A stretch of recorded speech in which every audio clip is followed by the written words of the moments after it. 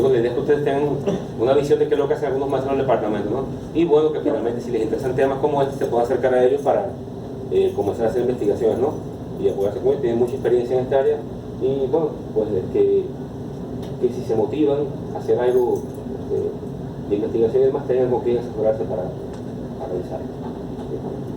Lo dejo con el maestro, muchas gracias y nos esperamos más tarde a las 10 en el SECUM, para otra conferencia, y todo aquel que domine inglés o entiende que está motivado a la UNA Nacional Audiovisual. Muchas gracias. Gracias.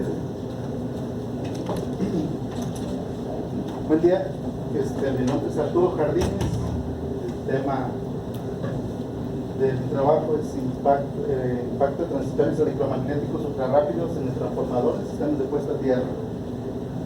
Empecemos con transitorios electromagnéticos. Básicamente, todo conductor por donde circula una corriente eléctrica se genera un campo magnético. En conjunto, este fenómeno de que circule corriente eléctrica y genera un campo magnético, en sí eso se le conoce electromagnético, un fenómeno electromagnético. Este va a ser temporal y va a durar en lo que la corriente eléctrica continúa circulando. Cuando la corriente eléctrica deja de circular, entonces ya deja de existir. El fenómeno electromagnético, hay dos tipos de estados donde se consideran: estado transitorio y estado permanente. En cualquier sistema, en el estado permanente se supone que todos los valores o los parámetros de acuerdo a ese sistema funcionan en cualquier instante t dentro de un rango de valores aceptable. Cuando es transitorio es porque por un pequeño instante de tiempo estos valores salen de este rango aceptable de valor y regresan.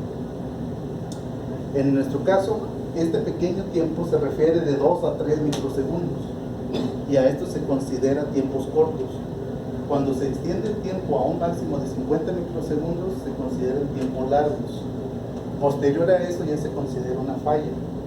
En electricidad estos son valores típicos, los tiempos cortos hasta 3 microsegundos y tiempos largos mayores a 50 microsegundos. Y en el transformador, en una subestación eléctrica, sea de distribución o de transmisión, el elemento más importante es el transformador en sí.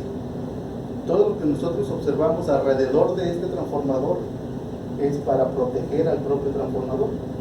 El transformador se fabrica para estos fines como un traje a la medida. No existen transformadores de estas dimensiones disponibles en el mercado. Todas se tienen que estar solicitando y se hacen bajo diseño. Esto conlleva que es un elemento más costoso y que aparte el tiempo para poderlo entregar oscila de 18 a 24 meses. Es el tiempo de entrega. Entonces, por este motivo, buscamos que sea protegido a toda costa. En el caso del transformador y todos los sistemas de tierra, pues existen en cualquier instalación eléctrica. De ahí vamos a ver la diferencia entre un sistema de tierra, o llamado sistema puesta a tierra, y la diferencia entre electrodos horizontales, electrodos verticales y las mallas. Las mallas como tal, de pronto nosotros hacemos una situación de que todo a todo le llamamos mallas, y no es así.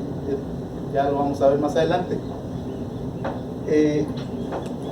Nosotros vamos a considerar un rayo, lo que conocemos como un rayo, por ser el fenómeno transitorio electromagnético más severo que existe en el mundo. El rayo, o bien una descarga atmosférica, que ese es el término correcto para referirnos al rayo, es el de mayor severidad, el que se puede ocasionar. Va desde los 10 kiloamperes hasta 100 kiloamperes. Estos son valores tentativos que han sido estimados debido al impacto que tienen en el suelo, debido al alto nivel de corriente, y por el poco tiempo que tenemos. La combinación de esto no nos permite tomar la lectura correctamente. Pues, de hecho, no existe como tal un equipo capaz de medirlo, pero sí de estimar el impacto que tiene. En casos extremos, sobre todo en Sudáfrica, se han registrado o se han calculado impactos de 200 kiloamperes. De ahí en fuera es de 10 kiloamperes a 100 kiloamperes, son las corrientes típicas de un rayo. El contenido, sin introducción, la naturaleza del problema, objetivo, consideraciones del modelado de sistemas de tierra, el fenómeno de ionización, los resultados obtenidos y las conclusiones. Nosotros vamos a observar también de ionización, esencialmente a qué se refiere, y vamos a ver por qué nos impacta tanto en nuestro campo. Vamos a empezar por lo básico. Toda instalación eléctrica tiene que estar aterrizada. Toda instalación eléctrica debe estar aterrizada en el mundo. Como esto sucede en el mundo, y es la Tierra física como tal, entonces podemos considerar la Tierra física como un conductor de longitud infinita, porque está en cualquier parte del mundo. Y todo el mundo hacemos referencia a ello. Entonces, a este conductor de longitud infinita, que lo vamos a aterrizar, nos va a dar dos ventajas. La primera, una referencia común de voltaje, y la otra, un camino para que las corrientes, estas sobrecorrientes que acabo de mencionar, se disipen con facilidad. Debido al tamaño de la Tierra físicamente, a la Tierra como tal, el mundo, y los impactos de 10 kA o 100 kA, pues no es una corriente tan elevada como para que se simbre más allá de cierta zona. Tan es así que puede caer un rayo aquí en el estado de Colima y en Jalisco ni se enterará. O sea, no es tan grande el impacto, es básicamente regional o el local.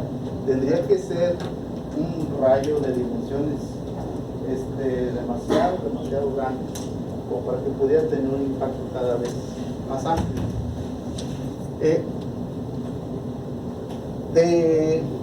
Bueno, como le estamos otorgando un camino para que se disipe la corriente, nosotros vamos a enfrentarnos con dos cosas ante condiciones transitorias.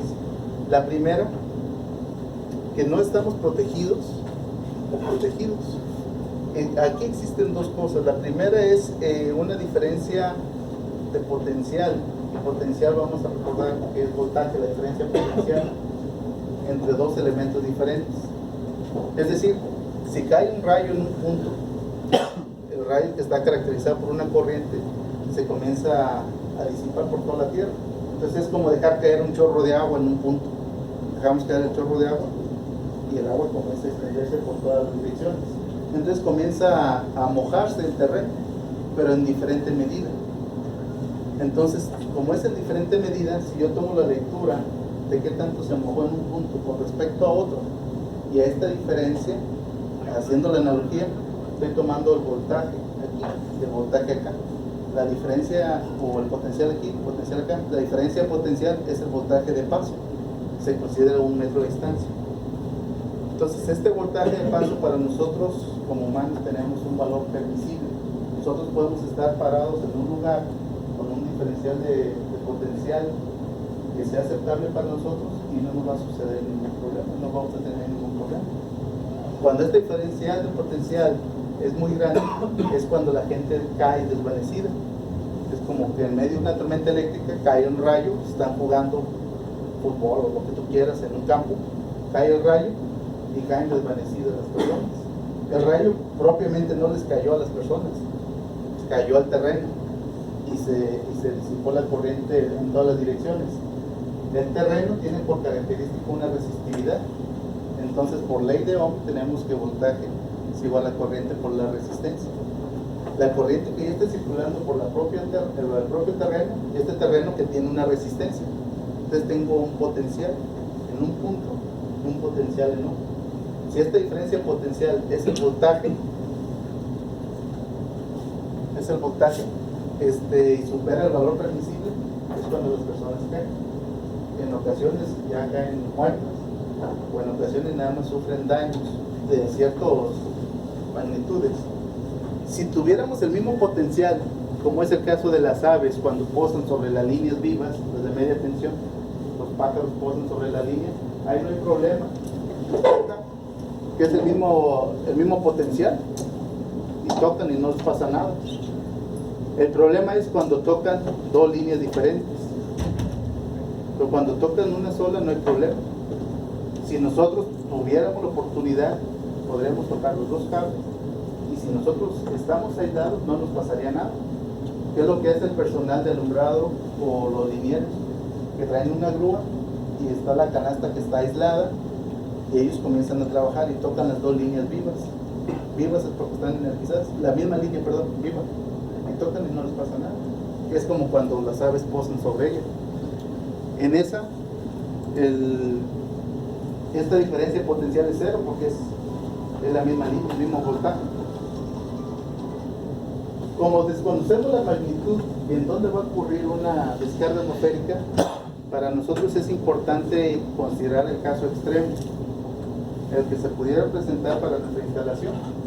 Debido a que es el caso extremo al que estamos intentando solucionar, cuando ya está resuelto, entonces cualquier caso que venga ya estará resuelto por default, porque ya tomaste el más severo. En este caso siempre se considera, insisto, la descarga atmosférica por ser el más severo. El segundo más severo son las operaciones de maniobra. A las operaciones de maniobra se les conoce estos movimientos que se tienen en las instalaciones eléctricas de media tensión. Cuando se está trabajando algún elemento, vamos a pasar una subestación y la vuelven a reintegrar al sistema eléctrico. Como se reintegra estando energizado el sistema eléctrico, entonces generan una sobrecorriente temporal. Esta sobrecorriente temporal es un fenómeno transitorio. Al ser temporal, es transitorio y regresa a sus niveles nominales.